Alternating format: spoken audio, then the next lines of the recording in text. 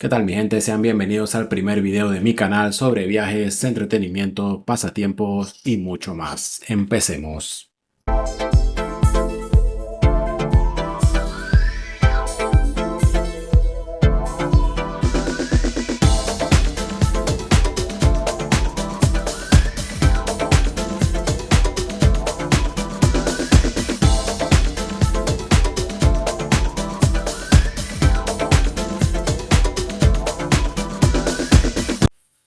Ya sé, quieres ir a Japón pero nunca has ido y no sabes ni por dónde empezar. No te preocupes que yo te voy a explicar paso a paso todo lo que tienes que saber antes de tu viaje, durante tu viaje y luego de llegar a Japón.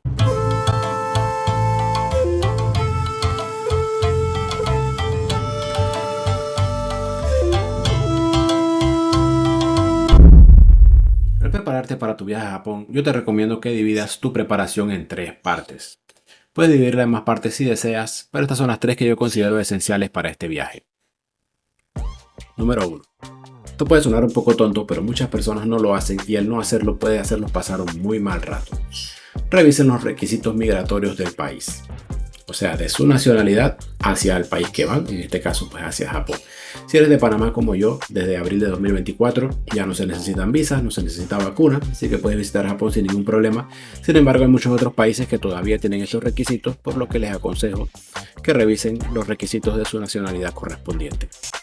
Ahora bien, ¿dónde pueden ver esta información? Bueno, esta información usualmente se encuentra en la página web de la aerolínea que van a utilizar para viajar a Japón. Pero también es recomendable que visiten la página web de la embajada de Japón en este caso, que muchas veces tienen actualizaciones que todavía no están disponibles en la página web de las aerolíneas. Número 2. Mi segundo consejo es que organices de antemano los lugares que quieres visitar. Entonces, ¿cómo hacemos? Una lista de todos los lugares que quieres visitar y luego crees una ruta que vas a seguir durante tu viaje. Una forma sencilla de hacer esto es crear tu propio mapa usando por ejemplo Google Maps. Puedes crear un mapa que se llame, qué sé yo, viaje a Japón e incluir allí todos los lugares que vas a estar visitando. Puedes incluir los hoteles donde te vas a estar hospedando, puedes incluir las estaciones de tren que te quedan cerca, puedes incluir algunos restaurantes si tienes algún restaurante en mente que quieres visitar. Estos mapas son bastante sencillos de hacer, toman un poquito de tiempo, pero el procedimiento de crearlo es sencillo. De todas maneras, si alguien tiene dudas sobre el procedimiento de crear estos mapas y quiere que haga un video explicando paso a paso cómo hacer uno de estos mapas, pues déjenmelo saber en los comentarios y con gusto estaré haciendo un video sobre esto próximamente. Mi tercera y última recomendación específicamente para este viaje a Japón es que se preparen físicamente unos meses antes de viajar. ¿A qué me refiero con esto? Bueno, en Japón los taxis y los Uber no son nada económicos y estando en un país como Japón que hay tantas cosas para ver, tantas cosas para comprar, no les recomiendo que gasten su dinero en transporte. Dicho esto, hay un muy buen sistema de metros, de trenes, de subway que son bastante económicos y que te van a dejar cerca de casi cualquier atracción que quieras visitar. Pero tendrás que caminar y tendrás que caminar bastante durante tu estadía en Japón. Yo, por ejemplo, en promedio hacía más o menos unos 25.000 pasos diarios mientras estaba en Japón. Algunos días incluso llegué hasta 30.000 pasos. Y créanme que después de unos días de estar caminando 24.000 pasos, 26.000 pasos, 25.000 pasos, los pies duelen y bastante. Por lo que si eres una persona sedentaria, quizás tienes un trabajo de oficina, que estás todo el día sentado, o quizás no estás acostumbrado a largas caminatas, pues les recomiendo que empiecen a prepararse unos meses antes, empiecen a caminar para que el cuerpo se vaya acostumbrando. Otro punto importante a considerar es que en Japón hay problemas de espacio, por lo que muchas tiendas optan, en vez de expandir hacia los lados, pues expanden hacia arriba y expanden hacia abajo. Entonces muchas veces vas a entrar a una tienda que tú pensaste que tenía solamente un piso y te vas a encontrar con que realmente son 3, 4, hasta 10 pisos. Y sí, aunque estas tiendas, muchas o la mayoría, tienen ascensores, las filas que se hacen para subir estos ascensores a veces pueden perder hasta una hora haciendo fila y realmente no vale la pena. La opción más viable siempre es subir y bajar las escaleras. Sin embargo, pues esto es cansancio que vas a añadir también a tus pies, a tu cuerpo en general, porque vas a estar cargando mochilas, etcétera, paquetes. Y esto, pues si no estás preparado para hacer esto, es bueno que vayas preparando y mentalizándote desde unos meses antes. Bien, ahora que ya tenemos la base, lo siguiente sería el tema de las reservas. Las reservas incluyen reservas de boleto aéreo, los hoteles y las entradas a distintas atracciones como por ejemplo el castillo de Osaka, Universal Studios y el Kirby Café, entre muchas otras. En cuanto a la reserva de boletos aéreos, no hay mucha diferencia con otros destinos. Solo asegúrate de checar el clima de Japón para la fecha que estás reservando. Dependiendo de la temporada, los vuelos pueden subir o bajar de precio y algunas atracciones pueden no estar disponibles, como por ejemplo los cerezos de Sakura que solo florecen en cierta época del año. Como siempre, lo más recomendable es comprar los boletos con varios meses de anticipación si lo que quieres es abaratar costos en los tiquetes. En cuanto a los hoteles, aplica las mismas reglas. Intenta reservar con varios meses de anticipación y por favor, revisa siempre las fotos y los reviews de los usuarios. No te fíes solo de las fotos que sube el hotel, ya que las perspectivas pueden hacer parecer las habitaciones más grandes de lo que realmente son. En general, la mayoría de los hoteles en Japón tienen habitaciones pequeñas y baños aún más pequeños. En algunos casos, son tan pequeños que puedes sentarte a hacer tus necesidades y bañarte al mismo tiempo. También cabe destacar que hay personas que prefieren quedarse en Airbnb. Sin embargo, algo a tener en cuenta es que estos suelen ser mucho más difíciles de encontrar que los hoteles, especialmente si es tu primera vez en Japón. También tienen algunas otras limitaciones para recibir envíos o guardar equipajes. Personalmente yo prefiero los hoteles, ya que son más fáciles de encontrar, puedes recibir paquetes por ti y además en la mayoría te permiten guardar tus maletas hasta 5 horas después de tu checkout. También recuerda quitarte los zapatos al entrar a la habitación del hotel o al Airbnb, ya que es percibido como de mala educación entrar con los zapatos puestos. La mayoría de estos lugares tienen un espacio en la entrada para dejar los zapatos. Otra de las recomendaciones más importantes que te voy a dar es que descargues la aplicación de Klook o que crees una cuenta en su página web. No estoy patrocinado por esta compañía, pero créanme que ayuda un montón. Desde reservas de tiquetes de transporte, como buses e incluso el tren bala, hasta reservas de atracciones turísticas. En mi caso, yo la utilicé para reservar los boletos del tren bala entre Tokio y Osaka. También la utilicé para reservar las entradas del Shibuya Sky Building, el Umeda Sky Building, el Castillo de Osaka, el Team Lab Planet y el Team Lab Borderless. Los enlaces de esta página y también de otras páginas que estaré mencionando se los dejaré abajo en la descripción del video. Como último paso de la preparación del viaje, pero no menos importante, tenemos que hablar del internet. Cuando se trata de conexión a internet en Japón, tenemos varias opciones. La primera opción que tienes es pagar un roaming para utilizar tu chip actual en Japón.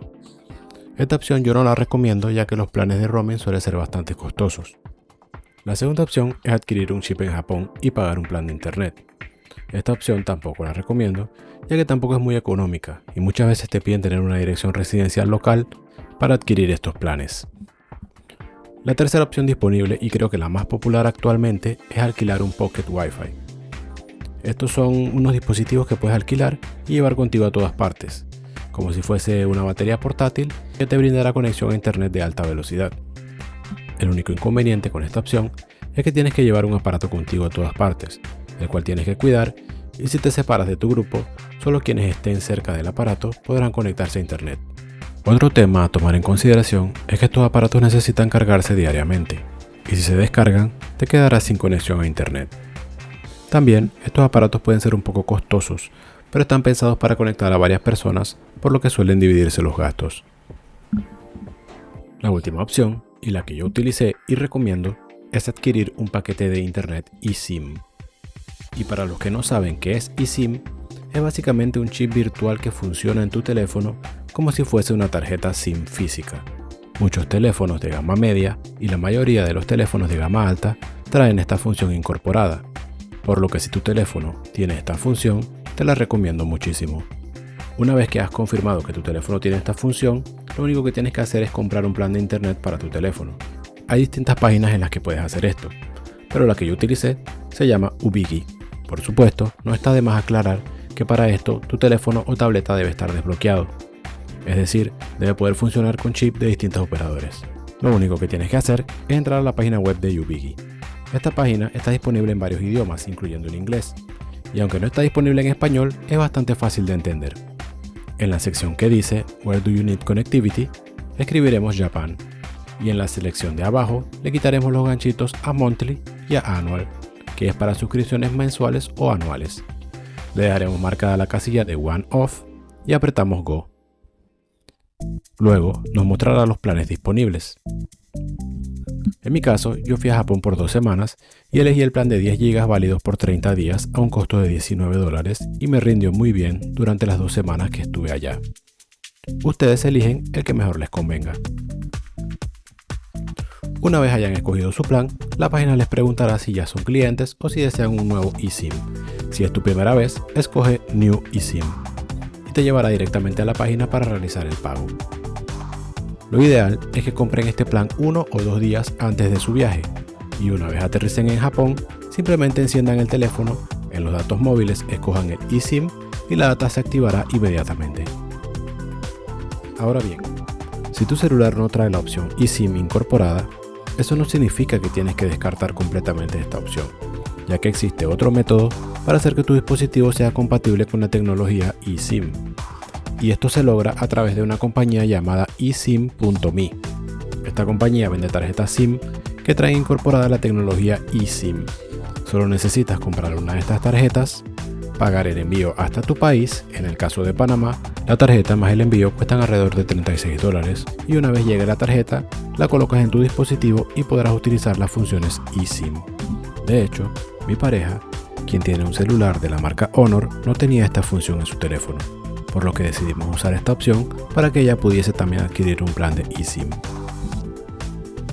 Si desean que haga otro video explicando con más detalles cómo adquirimos este chip, déjenmelo saber en los comentarios. Ahora que ya estás preparado para tu viaje, llegaste al aeropuerto y mientras esperas tu vuelo puedes adelantarte llenando los formularios de migración en línea. De esta manera, no tendrás que llenar los papelitos de aduana que te dan en el avión y que pueden ser un poco más enredados. Para esto, tienes que entrar al sitio web oficial de Visit Japan. Una vez adentro, te van a pedir que crees una cuenta si es tu primera vez usando esta página. Clicas donde dice Sign up for a new account, luego le das a aceptar a los términos y a las políticas de privacidad y por último te va a pedir tu email y que crees una contraseña. Luego de crear la cuenta, simplemente inicia sesión y te va a aparecer un cuadro que se llama Register User. Allí eliges la opción Your Details y vas a ver que te sale al lado de unas letras en rojo que dice Not Registered. A mí me sale Registered porque ya yo hice este proceso. Una vez clicas allí, te va a pedir los datos de tu pasaporte o que le tomes una foto a la página principal de tu pasaporte y la página cargará los datos automáticamente. Luego te vas a la página principal y al lado de Your Details te va a aparecer un ganchito con la palabra Register. Después de esto, entran donde dice Register New Plan Entry or Return. Luego pueden colocar Proceed to Registration without copying details. Clican en Next y van llenando toda la información que les pide. Número de vuelo, aerolínea, fecha de llegada, punto de embarque, etc. Una vez registrados los datos del viaje, les debe salir una página como esta, con un recuadro que dice Preparing for Entry into Return to Japan. Y dentro van a ver la opción Immigration Clearance and Custom Declaration. Ahí pueden entrar y llenar todas las preguntas requeridas por la aduana. Una vez que completen estos pasos, se les debe habilitar este botoncito azul que ven aquí, que dice Display QR Code. Pues ese botón les va a generar un código QR que van a poder pasar en unas maquinitas que están en el área de aduana. Igualmente, si optan por no hacer esto y prefieren llenar los papelitos físicos que les dan en el avión, también pueden hacerlo, pero tendrán que hacer una fila extra en el aeropuerto para validar esta información. Ok, ahora ya llegaste a Japón, y yo te recomiendo que lo primero que hagas sea conseguir una Suica Card. La Suica es una tarjeta que te va a facilitar mucho la vida a la hora de viajar en transporte público. Con ella puedes pagar desde buses, trenes y metros, hasta maquinitas expendedoras e incluso pagar en el 7-Eleven. Adquirirlas es muy sencillo. Solo debes acercarte a una máquina como esta que verás en cualquier estación de tren y también en el aeropuerto. Tiene la opción de cambiar al inglés y solamente cuesta 1000 yenes, de los cuales 500 yenes se agregarán automáticamente como saldo y 500 se cobran en concepto de depósito. Estas maquinitas también te servirán para recargar el saldo de la tarjeta cuando éste se esté agotando. También cabe mencionar que Suica es solo una de las marcas de tarjeta de transporte, quizás la más conocida, pero no es la única. En estas mismas maquinitas podrás adquirir otras marcas como por ejemplo Pasmo, que te servirá de la misma manera. Como nota especial, debo avisarte que la tarjeta Suica no te servirá para utilizar el Shinkansen, mejor conocido como tren bala. Para este tendrás que comprar un boleto y puedes hacerlo a través de la aplicación de Klook. Una vez comprado el boleto, la aplicación te dará un código QR que deberás cambiar en la estación de tren por unos tiquetitos físicos. Y ya que estamos hablando del tren bala, si desean comprar boletos para este, es muy sencillo. Solo tienen que entrar a la aplicación de Klook, colocar en la barra de búsqueda la palabra Shinkansen. Si su ruta aparece directamente en la barra de búsqueda, la seleccionan, y si no, pueden seleccionar Japan Shinkansen and Train Tickets. Y al clicar en la barra de búsqueda le aparecerán todos los destinos disponibles para viajar en tren bala. También deben colocar su fecha de salida. En cuanto a los trenes, notarán que hay dos tipos de tren bala. Uno es el Nozomi, que es el más rápido, y el otro el Hikari. Por ejemplo, si yo viajo desde Tokio hasta Osaka en el Nozomi de las 6 de la mañana, el viaje me tomará aproximadamente 2 horas y 20 minutos, mientras que el Hikari de las 6 de la mañana tomará aproximadamente 3 horas y 3 minutos en llegar. Y como pueden ver, en la parte de la derecha les aparecerá el precio del boleto. Para que tengan una referencia, si quisieran viajar de Tokio hasta Osaka en automóvil, les tomaría aproximadamente 6 horas. Otra cosa importante a destacar es que una vez hayas escogido el tren bala que deseas, te preguntará si quieres viajar con asiento reservado en primera clase, en segunda clase o sin asiento reservado. El precio del boleto cambiará dependiendo de la opción que escojas. Si viajas con algún equipaje mediano o grande, mi recomendación es que escojas un boleto con asiento reservado. En cuanto a transporte general, como ya hemos mencionado, tienes la opción de taxis, Uber, buses y el sistema de trenes y metros. Como experiencia personal, siendo mi primera vez en Japón, puedo decir que utilicé los trenes y los metros más de 100 veces, y solamente pedí ayuda con direcciones en 2 ocasiones.